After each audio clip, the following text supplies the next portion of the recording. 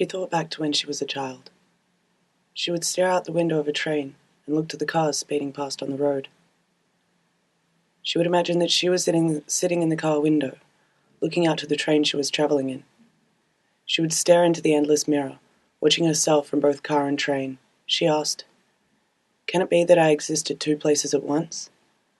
And what is it that makes this moment, as I sit on a train looking out to a car, any different from the next, when I'm in a car, staring out to a train?" At age 11, she moved house. Her grandfather had fallen ill, and their split-level house in the valley could not support his fragile body.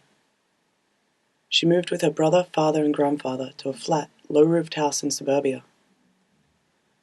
Her father asked her where she wished to attend school.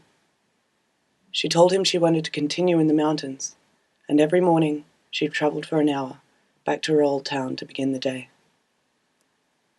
Sometimes she would sit and imagine herself running alongside the train, darting between telegraph poles, bounding over cars and trucks. For hour-long journeys she would watch as she chased herself in an endless race to keep up. She would always arrive first, and her other self always a few seconds behind, red-faced and panting as they pulled into the station. At 16, she met a man. He lived in Newcastle. Every weekend she would make the 4-hour train journey to see him. He knew she loved him because every week for 1 year, without fail, she would travel such a distance just to be with him. She listened to music blaring out on her headphones and imagined that the scenery passing by was perfectly in time with the music. The telegraph poles beating to the constant bass line, the melody carried by scattered trees and cars, and the horizon was a smooth guitar.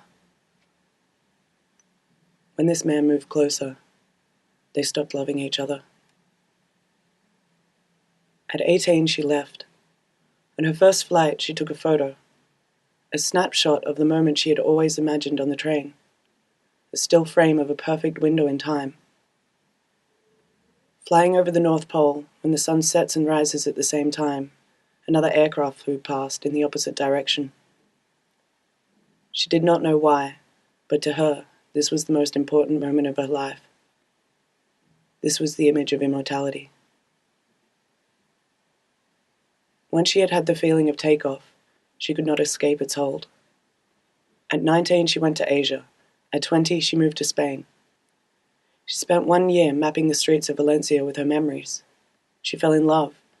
Never had she felt such beauty before, such a feeling of completeness.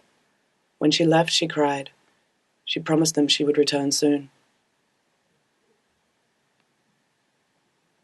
She was told that over time, it would all come to seem like a dream. That eventually, once the inertia had ceased, her memories would become a blur of forgotten emotions.